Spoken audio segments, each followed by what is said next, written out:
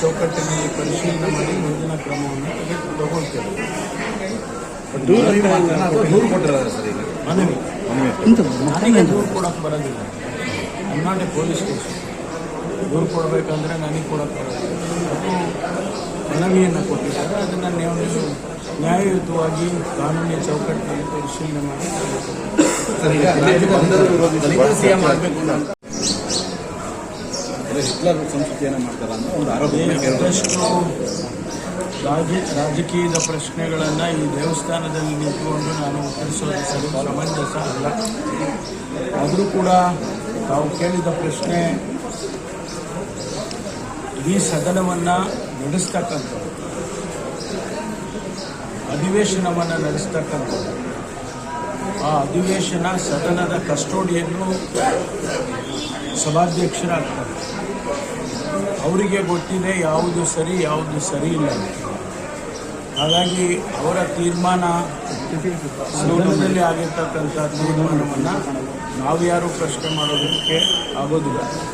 ಹಾಗಾಗಿ ಅದರ ಬಗ್ಗೆ ಹೆಚ್ಚು ವ್ಯಾಖ್ಯಾನವನ್ನು ನಾನು ಮಾಡೋದಕ್ಕೆ ಹೋಗೋದಿಲ್ಲ. ಅದು ಅವರು ತೆಗೆದುಕೊಂಡಿರ್ತಕ್ಕಂಥ ತೀರ್ಮಾನ. ಆ ತೀರ್ಮಾನವನ್ನು ನಾವೆಲ್ಲರೂ ಕೂಡ ಗೌರವಿಸಿದ್ದೇವೆ. ವೀಕ್ಷಣೆಯನ್ನು ಮಾಡೋದಕ್ಕೆ ನವೀನ ಒಂದು ಸ್ವಲ್ಪ ಮುಖ ಬಹಳ ದಿವಸದಿಂದ ಮುಂದೆ ಹೋಗ್ತಾ ಇತ್ತು. ನಮ್ಮ ಇಲಾಖೆಯ ಕಾರ್ಯಚಟುವಟಿಕೆಗಳನ್ನು ಈ ಭಾಗದಲ್ಲಿ ಕಾನೂನು ಸುವ್ಯವಸ್ಥೆಯನ್ನು ಯಾವ ರೀತಿ ಮಾಡ್ತಾ ಇದ್ದಾರೆ ಮತ್ತು ಮಾಡಬೇಕು, ಏನೆಲ್ಲ ಸಮಸ್ಯೆಗಳಿದ್ದಾವೆ ಬಗ್ಗೆ ಚರ್ಚೆ ಮಾಡೋದಕ್ಕೆ ನಾನು ಕಾರವಾರಕ್ಕೆ ಭೇಟಿ ಕೊಟ್ಟಿದ್ದೇನೆ. ಇದೇ ಸಂದರ್ಭದಲ್ಲಿ ನಮ್ಮೆಲ್ಲರಿಗೂ ಕೂಡ ವಿಶ್ವಕ್ಕೆ ಒಂದು ರೀತಿಯಲ್ಲಿ ಐತಿಹಾಸಿಕವಾದಂಥ ಸ್ಥಳ ಈ ಗೋಕರ್ಣ. ಅದರ ಇತಿಹಾಸ ನಮಗೆಲ್ಲರಿಗೂ ಗೊತ್ತಿದೆ, ನಾವೆಲ್ಲರಿಗೂ ಗೊತ್ತಿದೆ. ಇವತ್ತು ಸಾಧನಕ್ಕೆ ಸುಲಭನಾಗಿ ಸಿಗೋದಿಲ್ಲ. ನಾನು ಕೂಡ ಭಾಳ ಹಿಂದೆ, ಸುಮಾರು 25 ವರ್ಷಗಳ ಹಿಂದೆ ಬಂದಿದ್ದೆ. ಅದ ನಂತರ